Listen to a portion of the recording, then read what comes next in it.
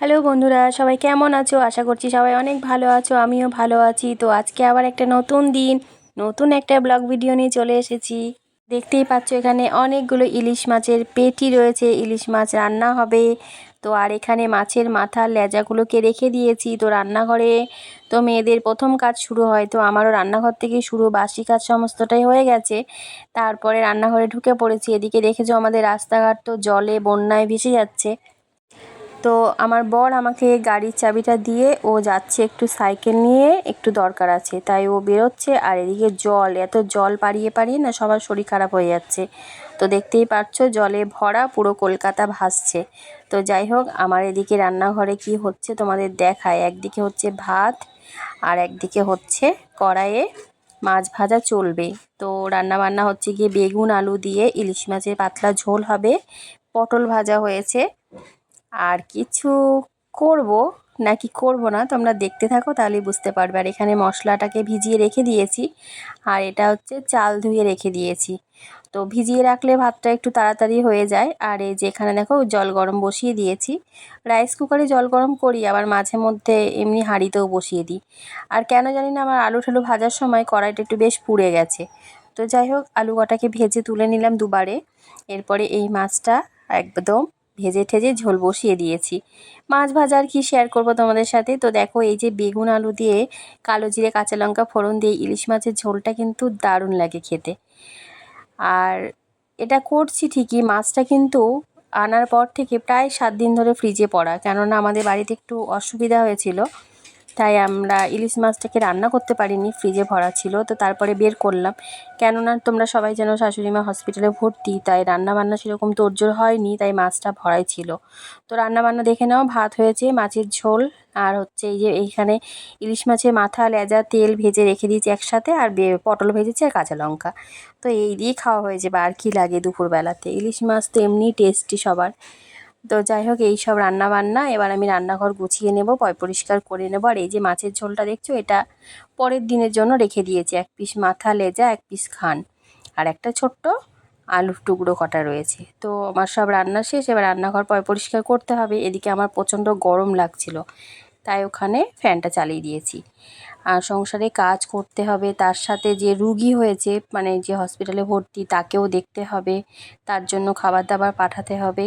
তো সব কিছু নিয়ে ঘেঁটে গেছি। তো এই যে বেসিনে দেখো বাসন টাসন রয়েছে, এগুলো ধোবো, আর ওভেনটা পরিষ্কার করব। এই হবে কাজবাজ। তো ভালো লাগছে না, বুঝেছো তো, ভালো লাগছে না, তা হলেও করতে হবে, কিছু তো করার নেই। আমি জানি তোমাদেরকে যাই হোক কিছু বলছিলাম, সেটা হয়তো আমি সাউন্ডটা দিলাম না, কি বলছিলাম আমি জানি না। তো এই হচ্ছে কাজবাজ। আর এবার রান্নাঘর অলরেডি পরিষ্কারের দিকে হয়ে গেছে। বলে না, মন মানসিকতা ঠিক থাকে মানুষের ব্যবহারে। মানুষের ব্যবহার যদি ভালো হয়, তাহলে কিন্তু সবাইকেই সাহায্য করতে ইচ্ছা করে। আমাদেরও মন মানসিকতা মোটামুটি ভালোই আছে। মানসিকতা খারাপ থাকলেও ভালো দেখাতে হবে, আবার ভালো না থাকলেও ভালো দেখাতে হবে। তো এইভাবেই চলছে। আর ছোট্ট একটা ভিডিওর মাধ্যমে তোমাদের কী বা বলবো, অনেক অত্যাচার, অনেক সহ্য, অনেক যন্ত্রণা, অনেক ঝগড়া গালাগালি, অনেক কিছু অনেকের কাছ থেকে শুনেছি। তো সেসব নিয়ে মাথা আর গলায় না, আর গলাতে চাই না।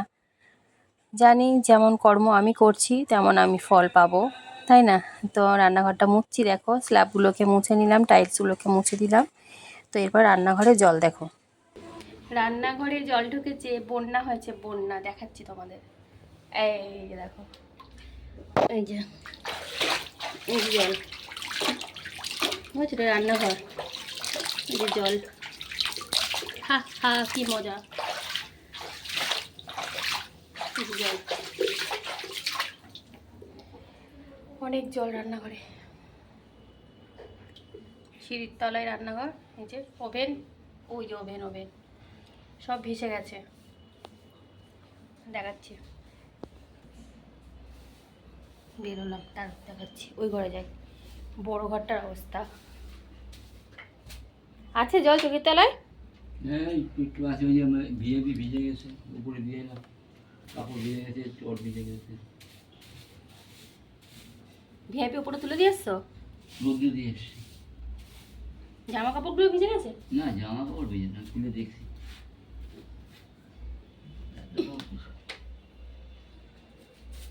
সব এলোমেলো ছড়ানো ছিটানো। এখন আর ঢুকিও না, জায়গাটা শুকিয়ে যাক তারপর ভরবে।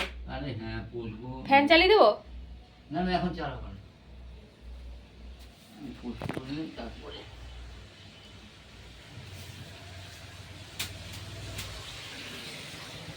রাস্তাটা দেখায়, রাস্তাটা এখনো সামনেটা। রাস্তার জল না কমলে আমাদের বাড়ির জল কমবে না। এই যে দেখো জল, এই যে সব জায়গাতেই জল।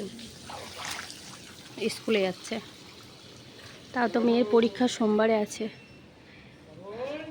এখনো জল কমেনি, প্রচণ্ড অবস্থা খারাপ।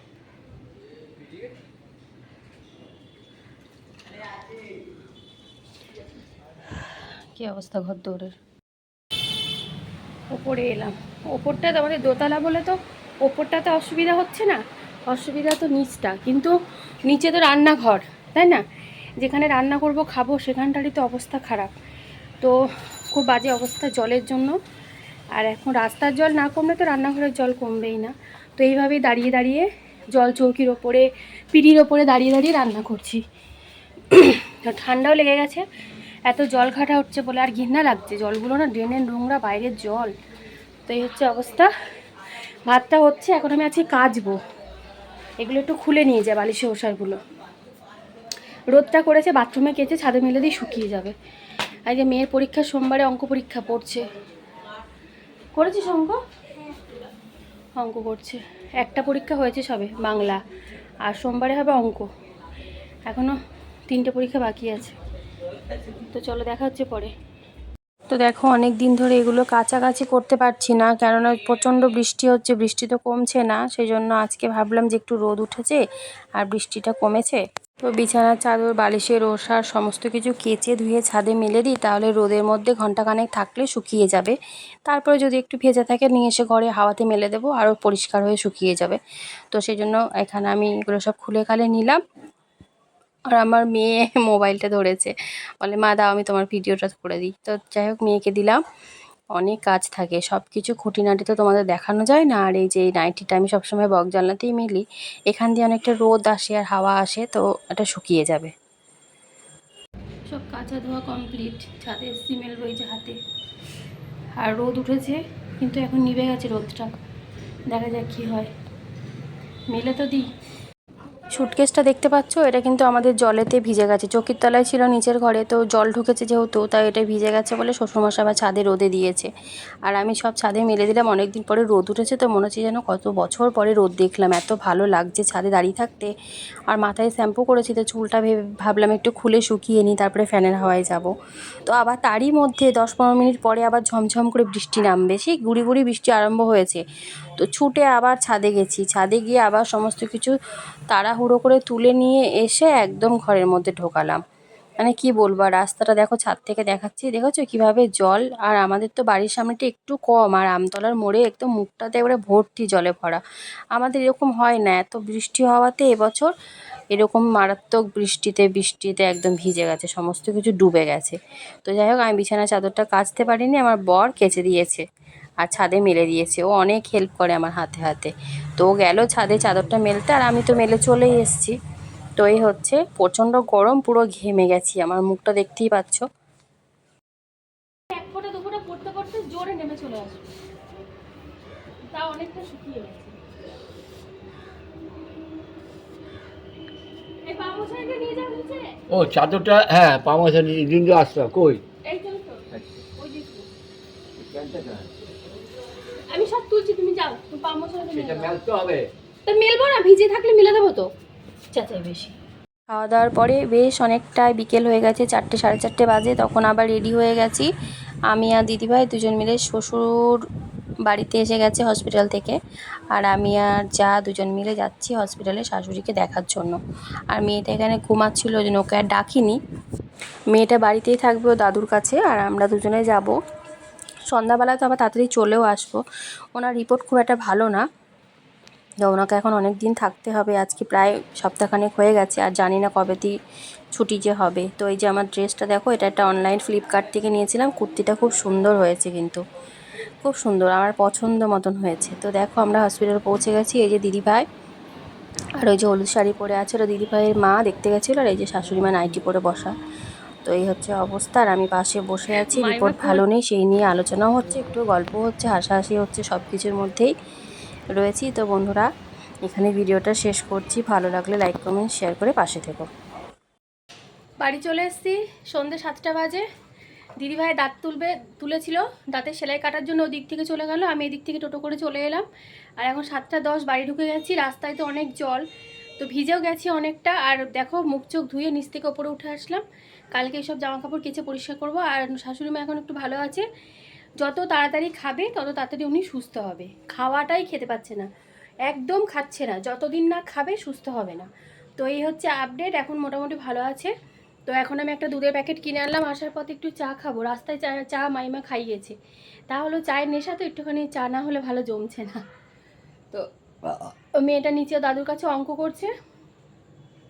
এই এখন আমাদের ছোটাছুটি চলছে, বুঝছো তো, এই এখন ছোটাছুটি চলবে কতদিন জানি না, যতদিন না সুস্থ হচ্ছে। তো এখন মোটামুটি দেখলাম একটু ভালো আছে। তো কাল সকালবেলা আমার বর আবার যাবে, রাজা সকালবেলা যাবে, কিছু খেতে চাইছে না। তো আমি বললাম একটা গোলা রুটি ঝাল ঝাল করে যদি করে দিই তুমি খাবে?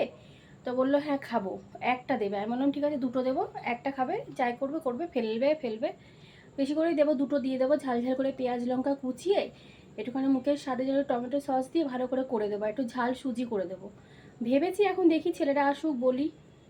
তো এই হচ্ছে আপডেট।